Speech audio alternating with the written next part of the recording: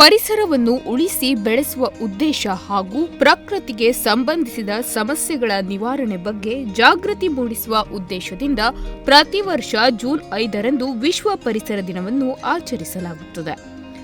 ಮಾನವನ ಯೋಗಕ್ಷೇಮಕ್ಕೆ ಅವಶ್ಯವಿರುವ ಎಲ್ಲ ಸಂಪನ್ಮೂಲಗಳು ಈ ಭೂಮಿಯ ಮೇಲಿದೆ. ಆದರೆ ಮಾನವ ಮಾತ್ರ ಪ್ರಕೃತಿಯ ವಿಚಾರದಲ್ಲಿ ನಿರ್ದಯವಾಗಿದ್ದಾನೆ. ಕಾಡುಗಳನ್ನು ಕಡಿದು ಪರಿಸರ ಮಾಲಿನ್ಯ ಹಾಗೂ ಜಾಗತಿಕ ತಾಪಮಾನ ಹೆಚ್ಚಲು ಕಾರಣನಾಗಿದ್ದಾನೆ. ಇತ್ತೀಚಿನ ದಿನಗಳಲ್ಲಂತೂ ಪರಿಸರ ಹಾನಿ ಎಷ್ಟರ ಮಟ್ಟಿಗೆ ಆಗಿದೆ ಎಂಬುದಕ್ಕೆ ಈ ವರ್ಷದ ಬಿಸಿಲಿಗಿಂತ ಉತ್ತಮ ಉದಾಹರಣೆ ಬೇಕಿಲ್ಲ.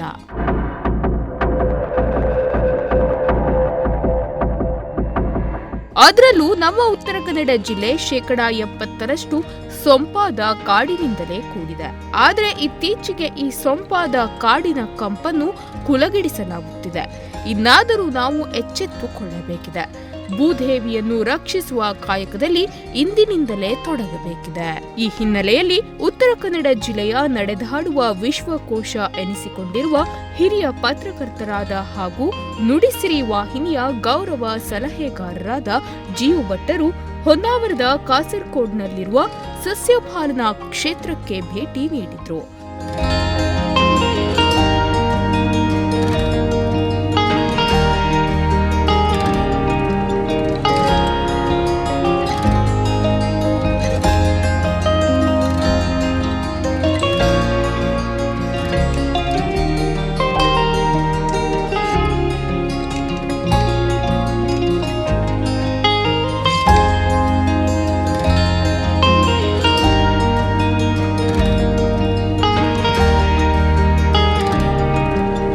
ಹೊನ್ನಾವರ ಅರಣ್ಯ ವಿಭಾಗದ ಡಿಸಿಎಫ್ ಯೋಗೇಶ್ ಸಿಕೆ, ಹೊನ್ನಾವರ ವಲಯ ಅರಣ್ಯಾಧಿಕಾರಿ ವಿಕ್ರಮ್ ರೆಡ್ಡಿ, ಹೊನ್ನಾವರ ಉಪವಿಭಾಗದ ಸಹಾಯಕ ಅರಣ್ಯ ಸಂರಕ್ಷಣಾಧಿಕಾರಿ ಎಸ್ಎಸ್ ನಿಂಗಾಣಿ ಜೊತೆ ವಿಶ್ವ ಪರಿಸರ ದಿನಾಚರಣೆ ಪ್ರಯುಕ್ತ ಮಾತುಕತೆ ನಡೆಸಿದ್ರು.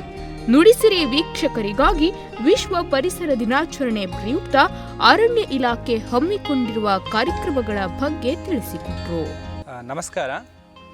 ನಾವು ಇದೇ ಜೂನ್ 5, 2024ರಂದು ವಿಶ್ವ ಪರಿಸರ ದಿನವನ್ನು ಆಚರಿಸ್ತಾ ಇದ್ದೀವಿ. ಈ ದಿನದ ಮಹತ್ವ ಈ ವರ್ಷ 2024ನೇ ಇಸ್ವಿನಲ್ಲಿ land restoration, desertification and drought resilience ಅನ್ನೋ ಒಂದು ಥೀಮ್ನೊಂದಿಗೆ ಈ ಒಂದು ವಿಶ್ವ ಪರಿಸರ ದಿನವನ್ನು ನಾವು ಆಚರಿಸ್ತಾ ಇದ್ದೀವಿ. ಇದರ ಮುಖ್ಯ ಉದ್ದೇಶ ನಾವು ಈ ಒಂದು ಆರ್ಥಿಕ ಅಭಿವೃದ್ಧಿ ಪಥದಲ್ಲಿ ನಾವು ಪರಿಸರದ ಮೇಲೆ ಅಗಾಧವಾದ ನಾವು ಪ್ರೆಷರನ್ನು ನಾವು ತರ್ತಾ ಇದ್ದೀವಿ. ಅದು ಮೋಸ್ಟ್ಲಿ ಮರಗಳ ಕಟಾವಣೆ ಆಗ್ತಾ ಇರ್ಬೋದು, ಅಥವಾ ನಾವು ಉಪಯೋಗಿಸೋಂಥ ಒಂದು ಡಿಮ್ಯಾಂಡಿಂದ ಅದು ನಾವೇನೇ ತೊಗೊಂಡ್ರೂ ಕೂಡ ಪರಿಸರದಿಂದನೇ ತೊಗೊಳ್ತೀವಿ. ಹಾಗಾಗಿ ಅದೇನಾಗುತ್ತೆ, ಆ ಪರಿಸರ ವ್ಯವಸ್ಥೆ ಮೇಲೆ ಒಂದು ಒತ್ತಡ ನಿರ್ಮಾಣ ಆಗ್ತದೆ. ತುಂಬ ಪ್ಲಾಸ್ಟಿಕ್ ವೇಸ್ಟ್ನ ಜನ್ರೇಟ್ ಮಾಡ್ತೀವಿ. ಹಾಗಾಗಿ ನಾವು ಮಾಡೋ ಪ್ಲಾಸ್ಟಿಕ್ ವೇಸ್ಟು ಮತ್ತು ಲ್ಯಾಂಡ್ ಯೂಸ್ ಚೇಂಜ್ ಆಗುತ್ತೆ.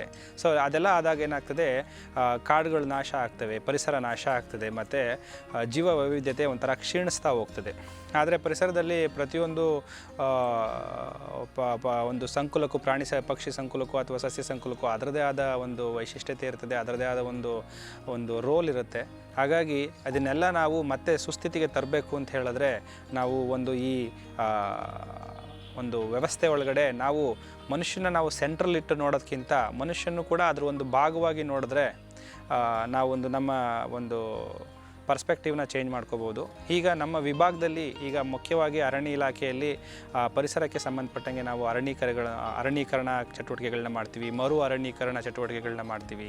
ಮತ್ತು ಇಲಾಖೆ ಅಲ್ಲದೇ ಸಾರ್ವಜನಿಕರ ಸಹಕಾರದಿಂದನೂ ಕೂಡ ನಾವು ಅರಣ್ಯವನ್ನು, ಸಸ್ಯ ಸಂಪತ್ತನ್ನು, ಪ್ರಾಣಿ ಪಕ್ಷಿಗಳ ರಕ್ಷಣೆಯನ್ನು ನಾವು ಮಾಡ್ತೀವಿ.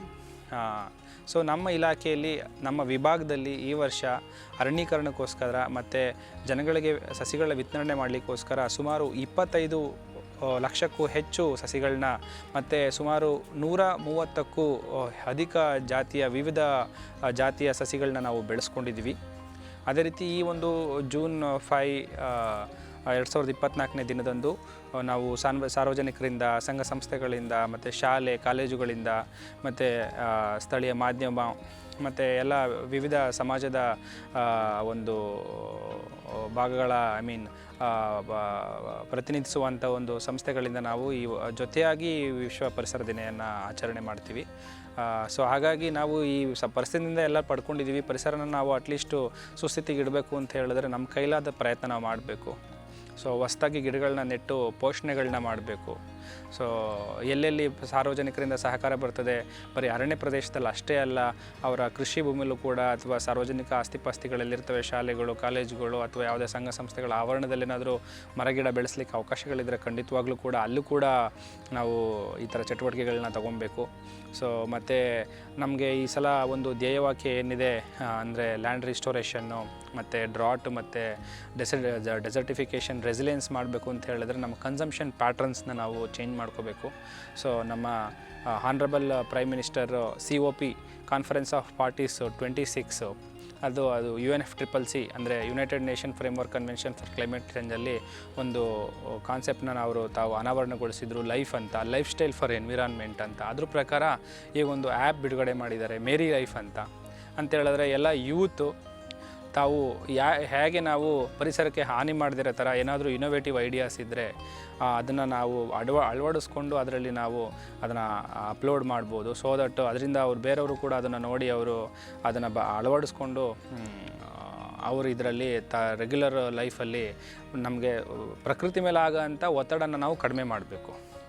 ಒಂದೇನು ಮಾಡಬೇಕು, ಪ್ರೆಷರ್ನ ಕಡಿಮೆ ಮಾಡಬೇಕು.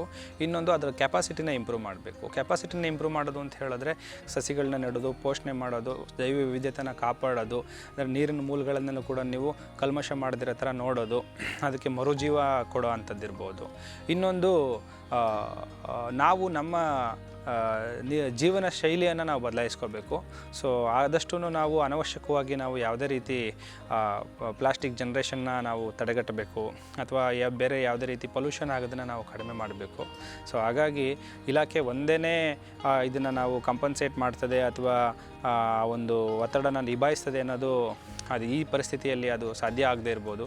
ಹಾಗಾಗಿ ಸಮಾಜದ ಪ್ರತಿಯೊಂದು ವರ್ಗನೂ ಕೂಡ ಚಿಕ್ಕ ಮಕ್ಕಳಿಂದ ಹಿಡಿದು ಒಂದು ಯುವ ಸಂಘಟನೆಗಳಿಂದ ಹಿಡಿದು ಮತ್ತು ವಿವಿಧ ಸಂಸ್ಥೆಗಳಿಂದ ಮತ್ತು ಎಲ್ಲ ಪ್ರತಿಯೊಬ್ಬ ಸಾರ್ವಜನಿಕರು ಕೂಡ ಅವ್ರದ್ದೇ ಆದ ಒಂದು ಬಿಟ್ಟು ಥರ ಹೇಗೆ ಹನಿ ಗೂಡಿದ್ರೆ ಹಳ್ಳ ಆಗುತ್ತೋ, ಎಲ್ಲ ಹಳ್ಳ ಹರಿದು ಸಮುದ್ರ ಆಗುತ್ತೋ, ಅದೇ ರೀತಿ ಪ್ರತಿಯೊಬ್ಬರೂ ಕೂಡ ಅವ್ರ ಕೈಲಾದಷ್ಟು ಪ್ರಯತ್ನ ಪಟ್ಬಿಟ್ಟು ನಾವು ಪರಿಸರನ ಉಳಿಸ್ಬೇಕು. ಪರಿಸರ ನಮಗೆ ಯಾವ ರೀತಿ ಈಗ ಒಂದು ಪ್ರಕೃತಿ ಸೌಂದರ್ಯ ಇದೆ ಮತ್ತು ಎಲ್ಲ ಸಂಪನ್ಮೂಲಗಳನ್ನ ಕೊಡ್ತಾ ಇದೆ, ಅದರಿಂದ ನಮ್ಮ ಜೀವನ ಹೇಗೆ ನಡೆದೋಗ್ತಾ ಇದೆ, ಮುಂದೆನೂ ಕೂಡ ಮುಂದಿನ ನೆಕ್ಸ್ಟ್ ಪೀಳಿಗೆಗಳಿಗೂ ಕೂಡ ನಾವು ಇದನ್ನು ಬಿಟ್ಟು ಹೋಗಬೇಕು.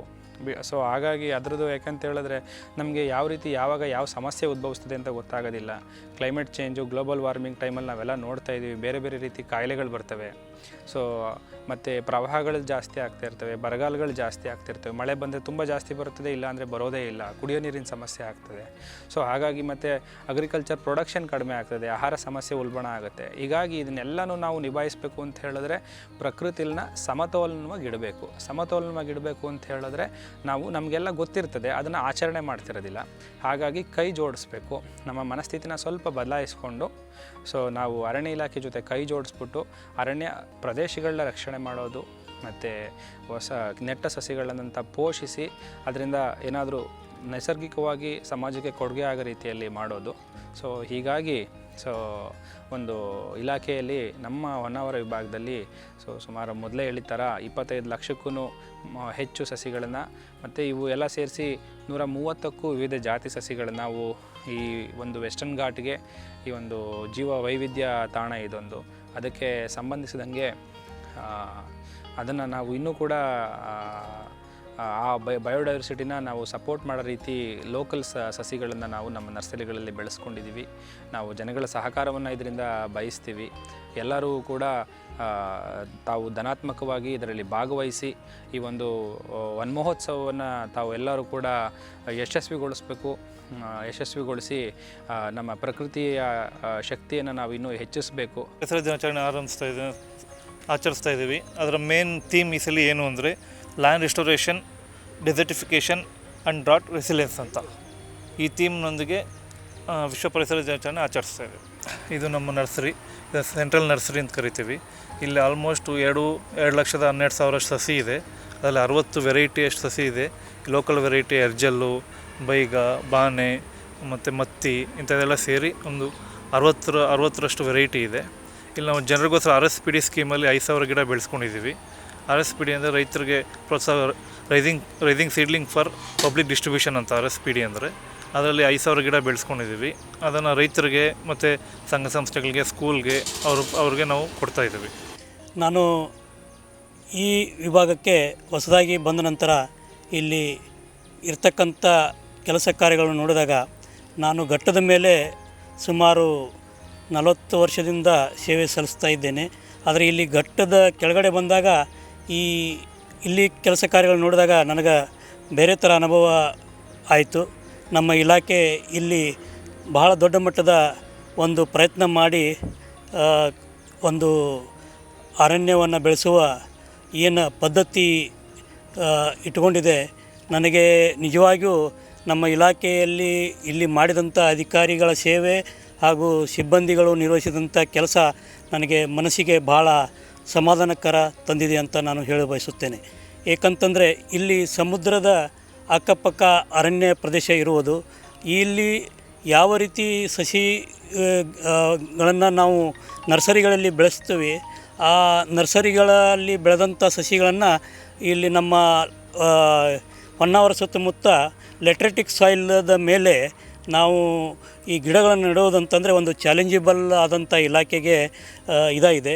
ಅದನ್ನು ಮನದಲ್ಲಿ ಇಟ್ಟುಕೊಂಡು ನಮ್ಮ ಅಧಿಕಾರಿಗಳೆಲ್ಲ ಪ್ರಯತ್ನ ಮಾಡಿ ಈ ಲೆಟ್ರೆಟಿಕ್ ಸಾಯಿಲ್ ಮೇಲೆ ಆಲು, ಅರಳೆ, ಬಸರಿ ಇನ್ನುಳಿದಂಥ ಸಸಿಗಳನ್ನು ನೆಟ್ಟು ಬೆಳೆಸಿದ್ದಾರೆ. ಅದನ್ನು ನಾವು ಹೊನ್ನಾವರ ಸುತ್ತಮುತ್ತ ನೋಡಲಿಕ್ಕೆ ಬಹಳ ಖುಷಿ ಅನ್ನಿಸ್ತದೆ. ಅದೇ ರೀತಿ ಬರೀ ಅರಣ್ಯ ಇಲಾಖೆ ಮಾತ್ರ ಪ್ರಯತ್ನ ಮಾಡಿದರೆ ಸಾಲದು. ಪ್ರತಿಯೊಬ್ಬ